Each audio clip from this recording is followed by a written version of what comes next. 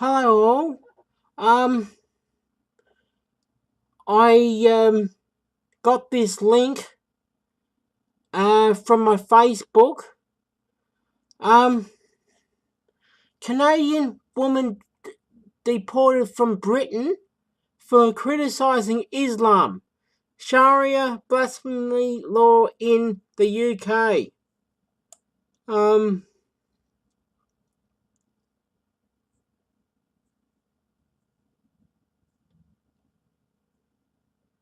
I anyway we can play the. Now this is a conservative government that Theresa May, I think her name is, the British Prime Minister. She seems to be satanic, in my opinion. This is my opinion. She seems to be anti-Israel. She would rather have Palestinian terrorists, Hamas, come to Britain, welcome, but not welcome the Jews. This woman is a conservative. She's satanic. There's no question about that. And I believe also the British Labour leader is also satanic in my view. Okay, we'll play this video. Just last week, I was walking on the streets of London with a friend of mine, telling him in a half-serious, half-joking tone that I worry about trucks of peace when walking in London. And of course, he turned to me and he said something along the lines of, Lauren, I wouldn't worry about it. It's much better here in London than most places in Europe, so you'll be fine. Not something to worry about. And we continued walking, but I couldn't get this thing out of the back of my head where I was just paying extra attention when I was in crowds. I had an extra eye out on the road near me. And that night, after we hung out, the Manchester attack happened. And only a week later, the very streets of the city of London that I was walking on with my friend while making this comment about trucks of peace was attacked by just that. On the bus yesterday, the man I was sitting beside lost a friend in the Bataclan theater attack. A woman I spoke to this week as well had a friend's daughter at the Ariana Grande concert. The young men and activists I was spending time with in France last month had walked and seen the blood on the pavement of their French brothers and sisters in Nice. And if people truly believe that today's plague of terrorism is not going to impact their lives at some point, they are sorely mistaken, because I can assure you that the degrees of separation are going to close in every single day as you sit on your hands and make excuses for this barbarism. It's not going and that London mayor, he is also satanic, and I believe their Allah is the Satan of the Bible. Be a friend of a friend of a friend of a friend next time. It's going to be a friend. After the Manchester attack, I posted a tweet in a moment just being filled with utter disgust and sorrow and hate over the death of a young 8-year-old girl. And some guy replied to me saying, now you have a tiny slice of how Muslim nations feel.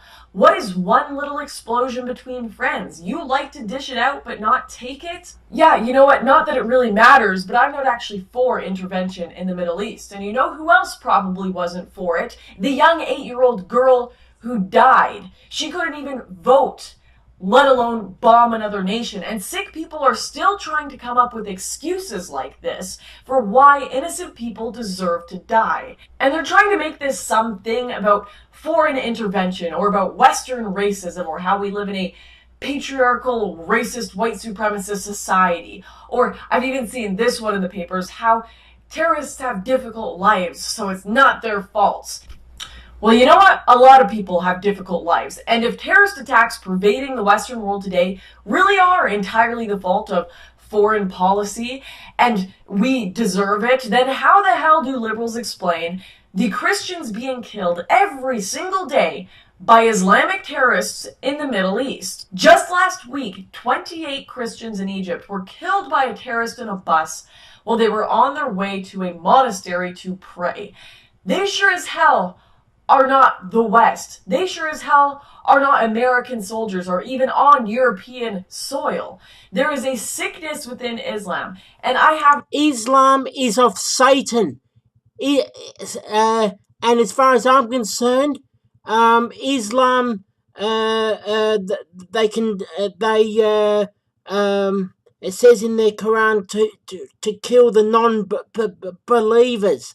They are murderers of Satan. Not all Muslims murder people, but a lot support that, and I don't. I am against Islam, and I am against people like Theresa May, who is satanic. And we just no more words play for more it of because this. I don't even know what to tweet anymore. I've been so desensitized to this senseless murder, like much of the rest of the world, apparently. Every single comment that I could possibly make about the devastating state of our world has had its opportunity to be said just over the last year, to be said over and over and over again. What more proof can liberals possibly need that we have a problem? Kids are pulling blood and guts out of their hair. Men and women are being run down in the streets. Priests are being beheaded. Families are being blown to bits. Young girls and boys are being kidnapped and sold to be raped and abused in a first world country, the UK. And concert goers are having their eyes gouged out in France. And what does the government and the mainstream media tell us? France is going to have to learn to live with terrorism. London Mayor... No, they don't, right? It's about time France and the other European countries and the UK deport the Muslims back to where they come from, right? And not tolerate them. Khan says terrorism is just part and parcel of living in a big city. And major media outlets tell us to solve terrorism by turning a blind eye and carrying on as usual. And great, midway through filming this video, there has been a second attack. Breaking, second attack in Borough Market in London. Hashtag London Bridge. Reports of heavy gunfire. There are people dying right now on the streets of London.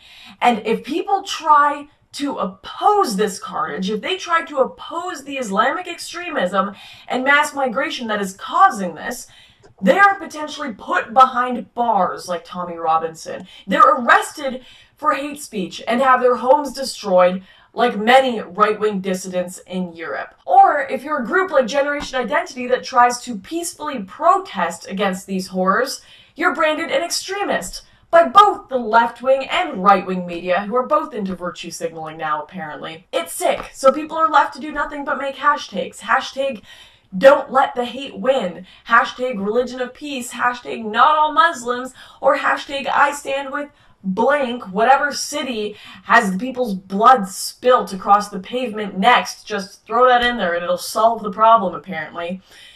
Seriously, ask yourself this, liberals. Is virtue signaling your tolerance really more valuable than the lives of those who cannot afford your expensive security patrolled condo? Or politicians, your 24-hour security and armored cars? Is your guest spot at Slate really more important than the future of Western civilization? Hashtags are not going to stop those blind with hatred for the West. The only thing that will stop this is if we put an end to the government-mandated mixing of incompatible civilizations and the importation of value systems that are hostile to ours. That is the only solution, whether you like it or not, or whether you find it bigoted or offensive or not. If you want people to stop dying in the streets, you have to do something other than change your profile picture. And liberals, the longer you keep quiet and sit and watch the maimed bodies of your fellow men and women being carried away, the more you make yourself complicit in the agenda of those who seek to tear our culture apart from the inside. These horrors are not going to be worlds away for long, and they're not going to be stories on the internet or videos on Twitter for long. This is going to become a reality for everyone if we do not solve this problem. And don't tell me I let hate win because I am angry with the senseless slaughter of innocent people. Hate won on the streets of London today when we did nothing to stop it. And I'll find out what is the name of the video. Right, that is the name of the video on YouTube. Right, okay. And yeah, I don't like the British PM. And she's anti-Israel. And the Labour leader over there is also anti-Israel, and they support Palestinians, and they seem to be against the God of the Bible.